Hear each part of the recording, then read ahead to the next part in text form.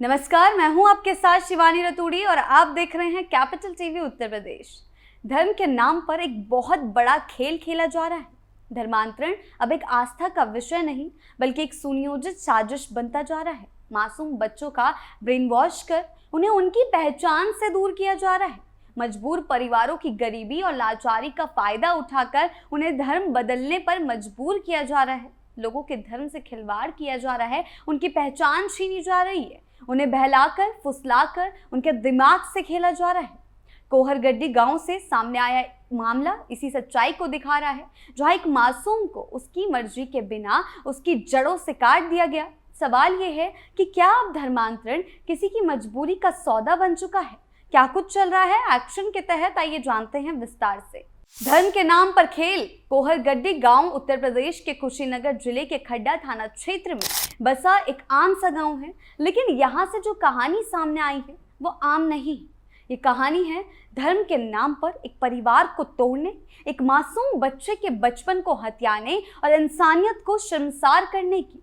ये कहानी उस समाज की भी है जो आज भी धर्म के नाम पर बांटा जा रहा है, जहां गरीब की मजबूरी को हथियार बना लिया जाता है और एक बच्चे के दिल दिमाग पर कब्जा करके उसे उसकी पहचान से अलग कर दिया जाता है।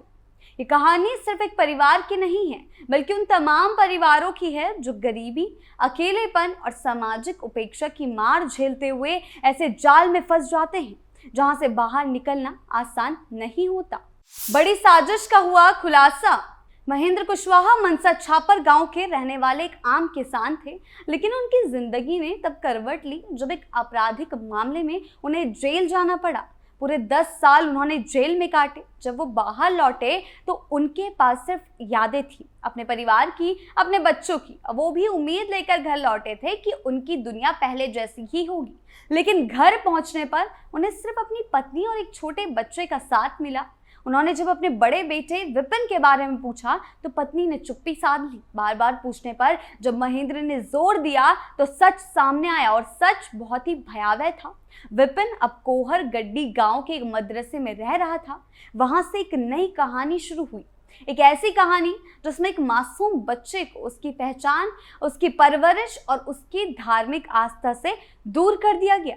महेंद्र ने जब अपनी पत्नी के साथ कोहरगड्डी गांव के उस मदरसे से पहुंचते हुए उनका दिल कांप उठा। जी हाँ, जब उन्होंने पूछताछ की तो वो सहम गए। उन्होंने अपने बेटे को देखा लेकिन पहचान नहीं पाए। वे बच्चा जो कभी गांव के स्कूल में हंसता खेलता था, अब सिर पर टोपी पहने हैं, कुर्ता पैजामा पहने हैं, एकदम मुस्लिम वेशभूषा में था। उसे देखकर पिता का दिल भर गया। लेकिन इससे भी ज्यादा दर्द तब हुआ जब मदरसे के मौलाना मुजीबुर रहमान ने उनके बेटे को अंदर भेज दिया और दरवाजा बंद कर लिया। जब महेंद्र ने बेटे को वापस मांगने की कोशिश की तो मौलवी आक्रामक हो गया। महेंद्र और उसकी पत्नी से बदसलूकी की गई, मारपीट की गई और साफ शब्दों में कह दिया गया कि बेटा अब उनका नहीं रहा। महेंद्र की आंखों के सामने से जिसे पूरी जिंदगी फिसल रही हो। जी हाँ, उन्होंने पुलिस को फोन किया और फिर जो हुआ वो एक पिता की जीत थी। लेकिन मामला इतना भयावह था कि उसने पूरे समाज को झकझोर कर रख दिया। पुलिस ने मौके पर पहुंचकर बच्चे को मुक्त कराया और मौलवी को गिरफ्तार किया गया। लेकिन कहानी यही खत्म नहीं होती। असल में इस पूरी घटना के पीछे एक गहरी साजिश छिपी थी। जब महेंद्र जेल में थे तब उनके परिवार की आर्थिक स्थिति बेहद खराब हो गई थी। घर में खाने को नहीं था, पहनने को कपड़े नहीं थे और उसी समय मौलवी मुजीबुर रहमान ने मदद का हाथ बढ़ाया। उसने परिवार को कपड़े, खाना, पैसे का लालच दिया और फिर एक दिन ये कहा कि उनका बेटा मदरसे में पढ़ाई कर लेगा। मजबूर माँ को लगा शायद कि उसका बेटा कुछ सीख जाएगा और उसने बेटे को भेज दिया। लेकिन यहाँ जो हुआ वह पढ़ाई नहीं, ब्रेन वॉश था। विपिन को मदरसे में न सिर्फ इस्लामी तरीके से रहना सिखाया गया बल्कि उसका नाम भी बदल दिया गया। अब वह नूर आलम बन चुका था। उसके लिए आधार कार्ड भी बनवाया गया था जिसमें नया नाम, नई पहचान थी। एक हिंदू बच्चा जो कभी रामायण सुनते सुनते सो जाता था अब नमाज पढ़ने लगा था। उसकी पहचान, उसकी सोच, सब कुछ बदल दी गई थी और ये सब एक साजिश के तहत किया गया था। मौलवी न केवल बच्चे को नहीं बल्कि पूरे परिवार को अपने चंगुल में लेने की कोशिश की।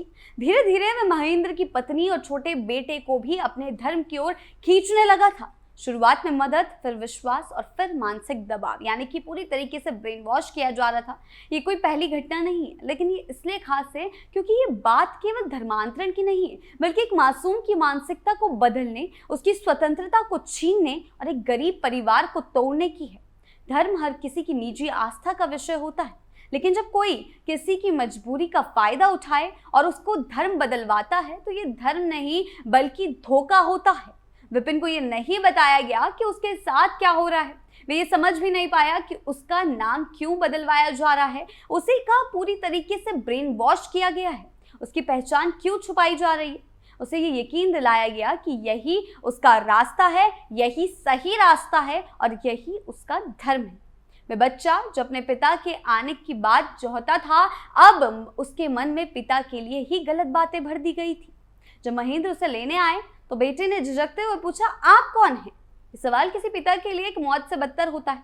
एक बेटे को अपने बाप की पहचान ना हो, ये उस मानसिक शोषण का परिणाम है जो सालों तक उसके साथ किया गया, यानी कि उसके दिमाग को पूरी तरीके से अपने हाथों में ले लिया गया था। लेकिन शुक्र है कि पुलिस की मदद से बेटा वापस आया। योगी सरकार ने एक्शन लिया है। योगी सरकार के चलते ऐसे धर्मांतरण गिरोह पर लगातार शिकंजा कसा जा रहा है। इस मामले ने समाज को हिलाकर रख दिया है। आज लोग सवाल कर रहे हैं कि क्या गरीब होना गुनाह है? क्या किसी की मदद करना उसका धर्म छीन लेने का लाइसेंस है? क्या यह देश जो धर्म निरपेक्षता की बात करता है, वहाँ इस तरह का ब्रेन वॉश होना छोटी बात है? इस मामले ने समाज को हिलाकर रख दिया है। आज लोग सवाल कर रहे हैं, क्या गरीब होना गुनाह है? क्या किसी की मदद करना उसका धर्म छीन लेने का लाइसेंस है? क्या ये देश जो धर्म निरपेक्षता की बात करता है, वह इस तरह का ब्रेन वॉश होना कोई छोटी बात है? ये केस नहीं बल्कि एक आईना है जिसमें हम सबको अपनी संवेदनाएं देखना होगा। योगी सरकार किस तरीके से शिकंजा कस रहा है। वहीं दूसरी ओर बात करें एक और मामले की, तो उसमें हिंदू से ईसाई में धर्मांतरण कराने का आरोपी राजकुमार लालवानी 10 दिन की पुलिस कस्टडी रिमांड पर रहेगा।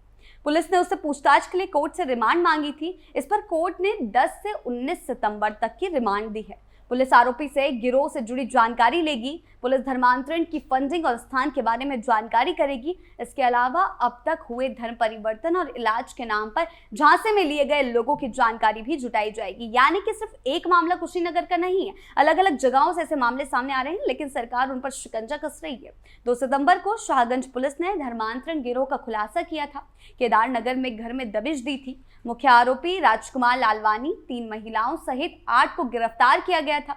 आरोप है कि बीमारी का इलाज करने और गरीबी दूर करने का झांसा देकर लोगों को बुलाया जाता था और इसके बाद ईसाई धर्म अपनाने के लिए प्रेरित किया जाता था। इसके बाद हाथों से कलावा काटने और माथे से तिलक हटाने का दबाव बनाया जाता था। कहा जाता था कि घर से मूर्ति हटा दो। इतना ही नहीं, पुलिस ने ये तक बताया कि धर्मांतरण के लिए खून तक पिलाया जाता था और फिर मांस खिलाया जाता था। यानी कि इस तरीके के मामले कई बार सामने आ रहे हैं। कभी मुस्लिम बनाया जा रहा है, कभी ईसाई धर्म में परिवर्तित किया जा रहा है। ये मामला ये भी दिखाता है कि कैसे समाज के कमजोर वर्ग को बार बार निशाना बनाया जाता है। गरीबी, अशिक्षा और अकेलेपन की हालात में जब कोई मदद का हाथ बढ़ाता है तो लोग भरोसा कर लेते हैं और फिर शुरू होता है नियंत्रण दिमाग पर, दिल पर और अंततः उनकी पहचान पर, और उनका धर्म बदलवाया जाता है। बच्चे को अपने माँ बाप से, अपने गांव से, अपने धर्म से दूर कर देना ये सिर्फ एक अपराध नहीं बल्कि एक सांस्कृतिक नरसंहार है। धर्मांतरण अगर किसी की मर्जी से हो, समझदारी से हो, तो वह एक निजी मामला होता है, लेकिन जब उसे जबरदस्ती, धोखे या लालच से करवाया जाए तो वह अपराध है। कोहरगड्डी की ये घटना सिर्फ कुशीनगर की कहानी नहीं है, ये पूरे देश के लिए एक चेतावनी है। चाहे वो आगरा हो, चाहे वो कुछ भी हो, हर गांव, हर शहर में ऐसा कोई मासूम ना हो जिसे उसकी पहचान से दूर कर दिया जाए। इस घटना ने साबित कर दिया है कि अब समय आ गया है कि हम धर्म के नाम पर होने वाले ऐसे खेलों को पहचानें और उन्हें रोकें। ये मामला उस सोच पर चोट करता है जो धर्म के नाम पर मासूमों की जिंदगी से खेलती है। योगी सरकार इस पर शिकंजा कस रही है, लेकिन आम जनता को भी सतर्क रहना होगा। जबरन धर्मांतरण ना तो समाज को जोड़ता है, ना ही किसी धर्म की इज्जत बढ़ाता है। ये सिर्फ नफरत, भ्रम और बंटवारे की नींव रखता है। आपकी इस बारे में क्या राय है, हमें कमेंट सेक्शन में जरूर बताएं। नमस्कार।